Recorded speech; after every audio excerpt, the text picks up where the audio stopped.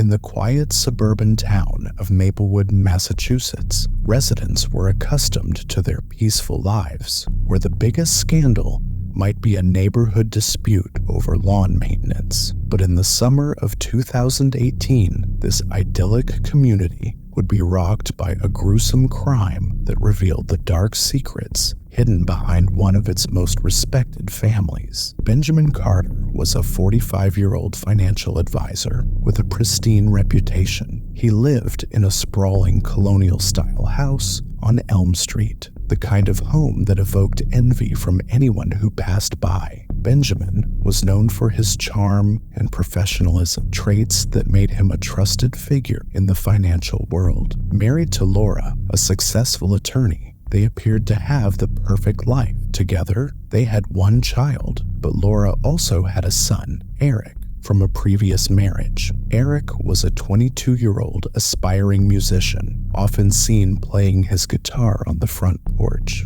lost in his melodies. Benjamin and Eric had always had a close bond, one that seemed to transcend the typical stepfather-stepson relationship.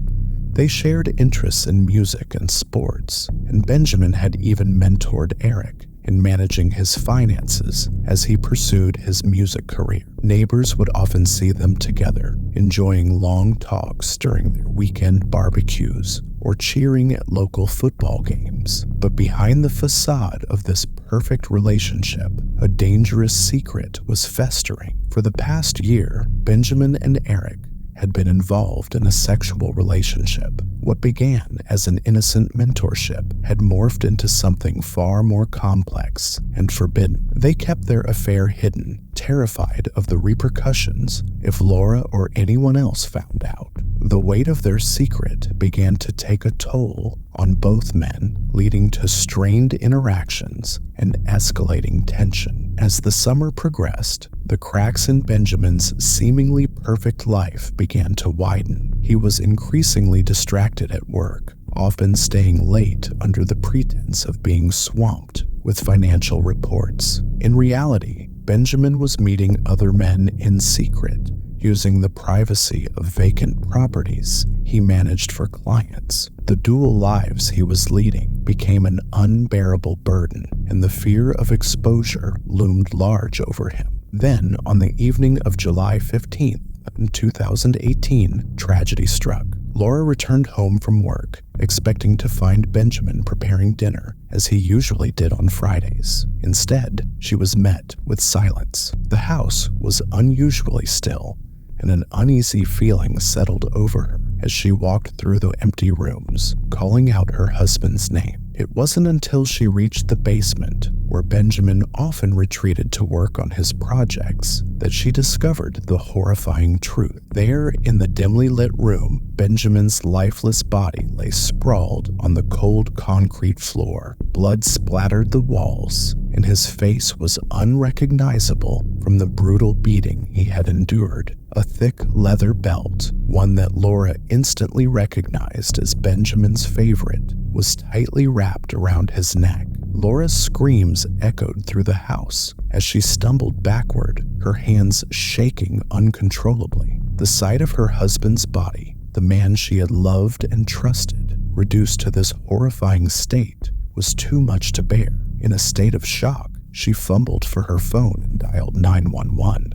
Her voice barely coherent as she reported the murder. Within minutes, the Maplewood Police Department arrived, led by Detective Sarah Langford, a seasoned investigator known for her sharp instincts and unrelenting pursuit of justice. The quiet street was soon flooded with flashing lights as officers secured the scene, stretching yellow crime scene tape around the perimeter of the Carter home. Detective Langford descended into the basement, steeling herself for the gruesome task ahead. The brutality of the crime was immediately apparent, and it was clear that this was no ordinary murder. The methodical way in which Benjamin had been beaten and strangled suggested a crime of passion, one fueled by intense anger or deep betrayal. As the forensic team began their work, photographing the scene and collecting evidence, Langford turned her attention to Laura, who was sitting on the front steps, pale and trembling. She gently guided Laura into the living room, away from the chaos outside, and began asking her a series of questions, hoping to piece together what had happened. Laura recounted her day with shaky breaths, describing how everything had seemed normal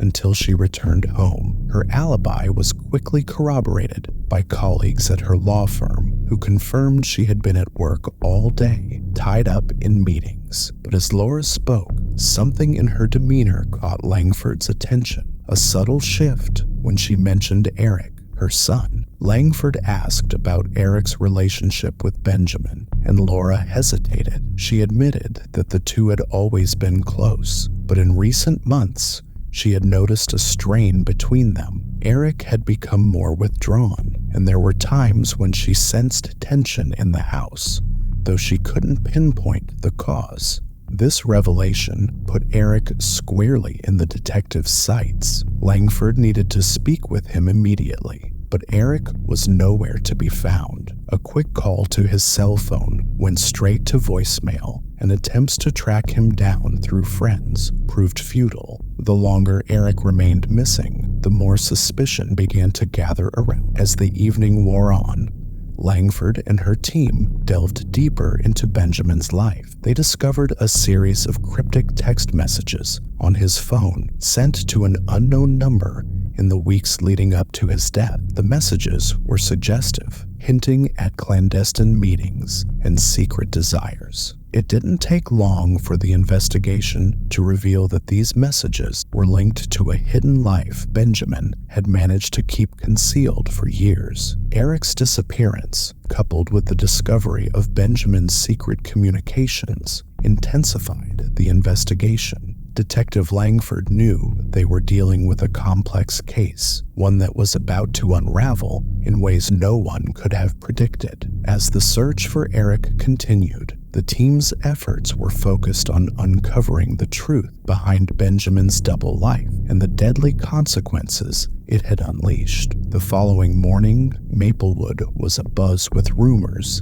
and speculation about Benjamin Carter's murder. News of the crime had spread quickly, and the small community was grappling with the shocking reality that one of their own had been brutally killed. Despite the public's growing curiosity, the police kept the details of the investigation tightly under wraps, aware that any leak could compromise their search for the truth. Detective Langford was at the precinct early, poring over the evidence collected so far. The cryptic text messages found on Benjamin's phone had led to the identification of a burner phone, which Langford suspected belonged to Eric. However, tracing the number proved difficult, as the phone had been deactivated shortly after Benjamin's death. She knew she needed to find Eric quickly, not just to question him, but also because she feared for his safety. If Eric was indeed involved in Benjamin's murder, he could be on the run, or worse, someone might be after him. She issued an APB for Eric's car, a blue Honda Civic, and expanded the search to neighboring towns. Meanwhile, the forensic team had made a breakthrough. Upon closer examination of the crime scene, they found a partial fingerprint on the leather belt used to strangle Benjamin. It was a faint print, but enough to run through the system. As they waited for the results, Langford couldn't shake the feeling that there was more to this case than met the eye. Back at the Carter house, Laura was struggling to come to terms with what had happened. She couldn't believe that Eric, her sweet, sensitive son, could be involved in such a horrific crime. The thought of him being responsible for Benjamin's death was too much to bear.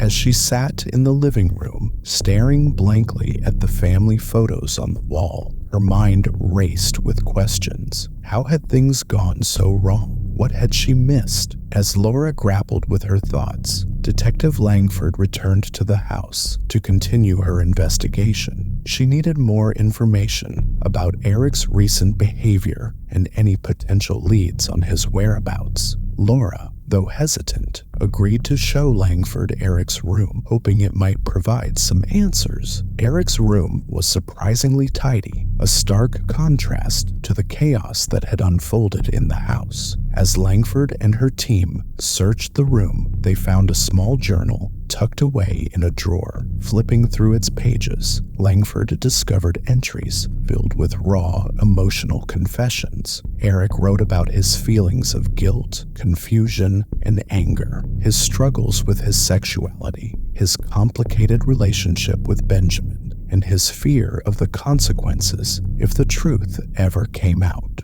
One entry in particular stood out. Dated just a week before Benjamin's death, it read, "I can't keep living this lie. It's tearing me apart. I don't know what to do. I just want it all to end." The journal painted a picture of a young man under immense psychological strain, battling with his identity and the weight of the secret affair. Langford's suspicions deepened. Eric's disappearance, the journal's contents, and the partial fingerprint found at the scene all pointed toward him being deeply involved in the crime. Then, just as Langford was about to leave the room, her phone buzzed with an update from the forensic team. The partial fingerprint had been matched to Eric Carter. This confirmation sent a chill down Langford's spine. Eric was no longer just a missing person of interest. He was now the prime suspect in the murder of his stepfather. With Eric now identified as the prime suspect, Detective Langford intensified the search. The police expanded their efforts, coordinating with law enforcement in nearby towns and setting up roadblocks in an attempt to locate him. The pressure was mounting, and the media was beginning to catch wind of the case, adding an additional layer of urgency to the investigation. As Langford reviewed the evidence, she couldn't help but feel there was still something missing. The motive seemed clear enough: Eric's emotional turmoil, the secret affair, and the mounting pressure, but the pieces didn't quite fit together. Why had Eric, who had kept his relationship with Benjamin hidden for so long, suddenly snapped? Was there something more that pushed him over the edge? While the search for Eric continued, Langford decided to dig deeper into Benjamin's secret life. She reviewed the text messages and emails, looking for anything that might reveal more about his interactions with Eric and other men. What she found was disturbing: a series of increasingly desperate messages from an unknown number, threatening to expose Benjamin's affair unless he paid a large sum of money. Langford traced the number to a disposable phone purchased in a neighboring town. The timestamps on the messages corresponded to the days leading up to Benjamin's death, suggesting that he was being blackmailed. The discovery of the blackmail added a new twist to the case. Could Eric have discovered the blackmail and killed Benjamin out of fear and desperation, or was the brother somehow involved in the murder? As Langford pondered these questions, a call came in from one of the officers stationed at a roadblock on the outskirts of town. They had found Eric's car abandoned near a wooded area. Fearing the worst, Langford immediately headed to the location. The scene was eerily quiet when Langford arrived. The car was parked haphazardly on the side of a narrow dirt road, with the driver's side door left ajar.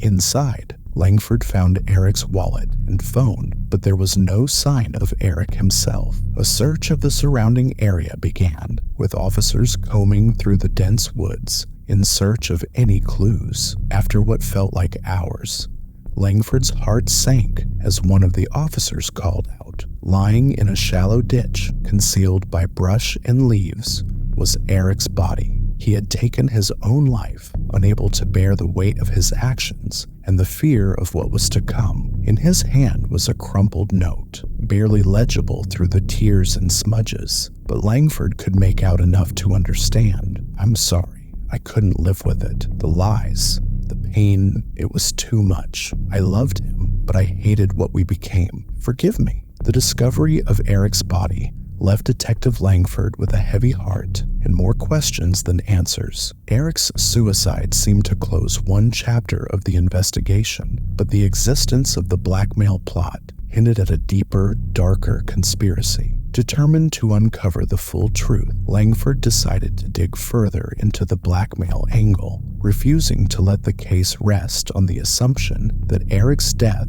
was the end of the story. Langford returned to the precinct and ordered a full forensic analysis of the disposable phone used in the blackmail messages. She also began re-interviewing anyone who had been close to Benjamin, hoping to find someone who might have known about the blackmail. One name kept coming up: James Mitchell, a fellow real estate agent who had worked closely with Benjamin for years. Described by colleagues as ambitious and competitive, James had always been in Benjamin's shadow, never quite able to match his success. When Langford brought James in for questioning, she could sense his unease. He admitted to knowing about Benjamin's secret life, claiming that Benjamin had confided in him during a moment of weakness. However, James vehemently denied any involvement in the blackmail or the murder. As the questioning continued, Langford noticed inconsistencies in James's story. His alibi for the day of the murder was shaky, and he seemed unusually defensive when asked about his relationship with Benjamin. Langford decided to press harder, presenting James with the evidence they had gathered so far: the messages, the financial discrepancies in his accounts, and the fact that the blackmail money had never been collected. Finally, under the weight of mounting evidence, James broke down. He confessed to being the mastermind behind the blackmail, revealing that he had discovered Benjamin's affair with Eric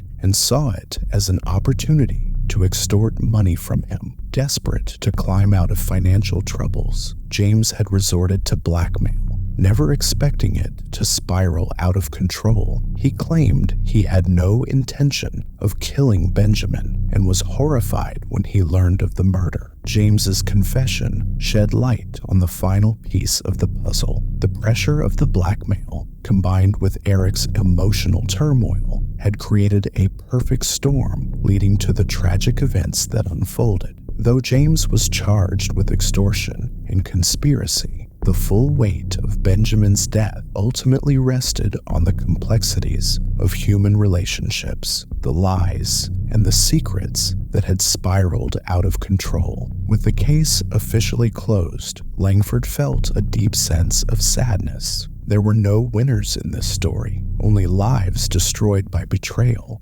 guilt, and desperation. As she filed the final report, she couldn't help but reflect on the fragility of trust and the devastating consequences when it is broken. The community of Maplewood, still reeling from the shock of the murder, began the slow process of healing. Memorials were held for Benjamin and Eric, their lives forever intertwined by the tragedy that had befallen them. Laura, too, faced the monumental task of rebuilding her life, haunted by the memories of what could have been. As time passed, the story of Benjamin Carter's murder faded from the headlines, but it remained a stark reminder to those who had lived through it, a cautionary tale of how secrets, once buried, can rise to the surface with devastating consequences. Loved the story? Smash that like, share with fellow crime buffs, and drop your thoughts below. Hit subscribe for more thrilling true crime stories.